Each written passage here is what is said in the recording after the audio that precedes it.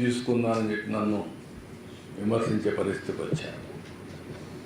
అంటే ఒకసారి డెస్టినీ మళ్ళీ ఆ ప్రాజెక్ట్ని నాశనం చేసిన ప్రాజెక్ట్ని మళ్ళీ గాడిన పెట్టడమే కాకుండా పూర్తి చేసే బాధ్యత కూడా మళ్ళా మాకు భగవంతుడు ఇచ్చే పరిస్థితికి వచ్చాడు. ఒక బాధ్యత, ఇది ప్రివిలేజ్ కాదు, బాధ, ఆవేదన ఉంది. ఒక ట్యాక్స్ పేయర్స్ మనీ ఈ విధంగా దుర్వినియోగం చేయడం ఏమాత్రం కూడా ఆమోదయోగ్యం కాదు. తెలిసి చేసినా తెలియక చేసినా తప్పు తప్పే, కానీ దురదృష్టం మన ప్రజాస్వామ్యంలో మాత్రం పనిష్మెంట్ లేదు.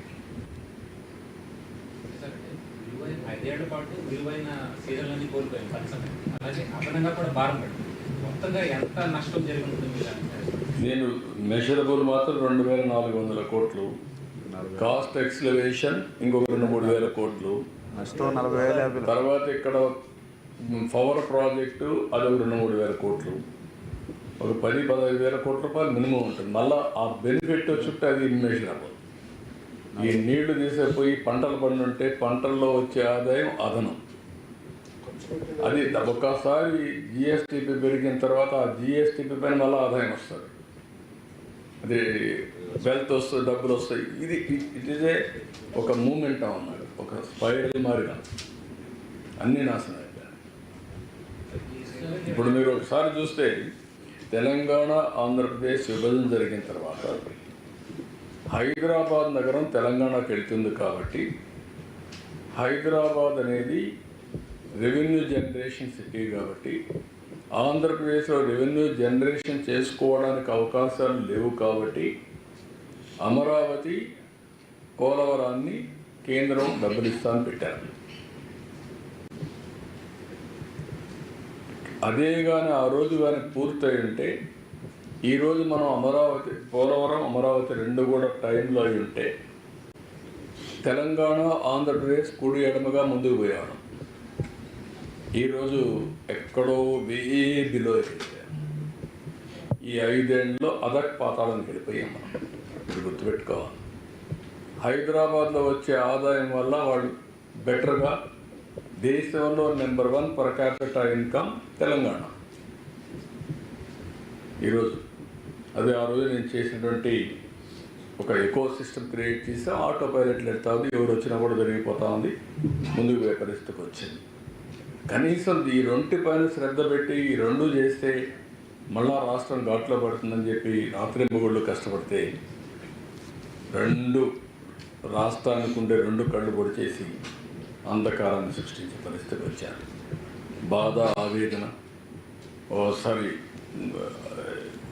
ఎందుకంటే అందరికంటే ఎక్కువ నేనే బాధపడతాను. ఎందుకంటే ఇన్నిసార్లు ఎవరు వచ్చాడు దేశ చరిత్రలో 28 సార్లు ప్రాజెక్ట్ దగ్గరికి వచ్చి మీరు తిరుగుతూ ఉంటే మా ఇంజనీర్లు చెప్పారని నాకు అన్నీ తెలుసు. అవన్నీ ఎక్కడ కాఫర్ డ్యామ్ అప్పర్ వస్తుంది, ఎక్కడ డౌన్ వస్తుంది, డయాఫామ్ వాల్ ఎక్కడ వస్తుంది, గ్యాప్ 1 ఎక్కడుంది, గ్యాప్ 2 ఎక్కడుంది, గేట్లు ఏంటి, ఎవ్రీథింగ్.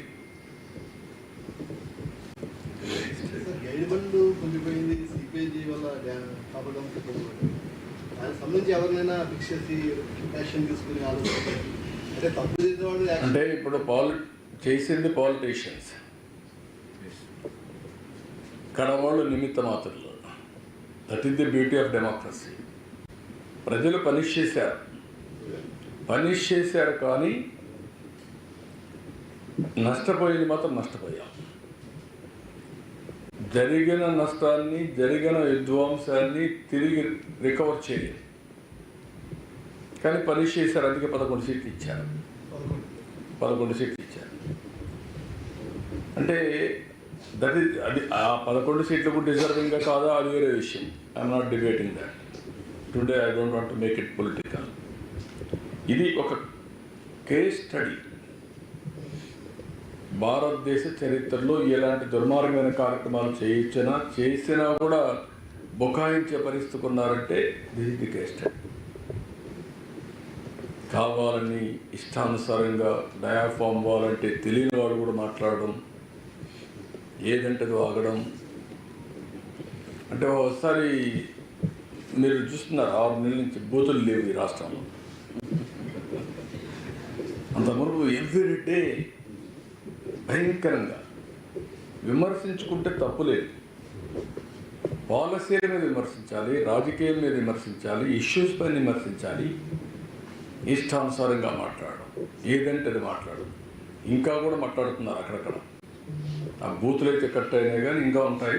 సోషల్ మీడియా కూడా ఇష్టానుసారంగా పెట్టి ఎక్కడో అమెరికాలో పెడతారంట, ఆస్ట్రేలియాలో పెడతారు. అక్కడ పెట్టేసి తప్పించుకోవచ్చు అంట, వాళ్ళు పట్టుకురాలేదు.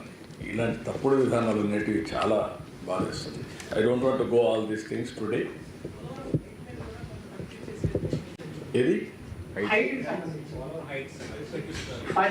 నేను అందుకని చెప్పాడు, నేను ఒప్పుకోవడం కదా. నువ్వు ఎవరు రాసింది లెటర్? ఎవరు రాశారు? బుద్ధి జ్ఞానం ఉండాలి మాట్లాడాలంటే. ఏదైనా మాట్లాడితే చెల్లుబాటు అయిపోతే నోటు కోసేట మాట్లాడమనేది తప్పు. ఎవరు ఒప్పుకున్నారు? నువ్వు ఒప్పుకున్నావు. కానీ అది మళ్ళీ రివైజ్ చేయాలి, టైం పడుతుంది. కాబట్టి ముందు పనులు కంప్లీట్ చేస్తేనే 45.75కి ప్రయత్నాలు చేస్తున్నాం. మళ్ళీ ఫైట్ చేసి తెచ్చుకుంటారు. అది క్లియర్గా బైఫర్కేషన్ యాక్ట్లో ఉండే ప్రాజెక్ట్ ఇది. దానికి 45.75 ఉంది. దానికి ఒకసారి పెట్టిన తర్వాత government of India administrative sanction ఇచ్చారు. ఇచ్చిందా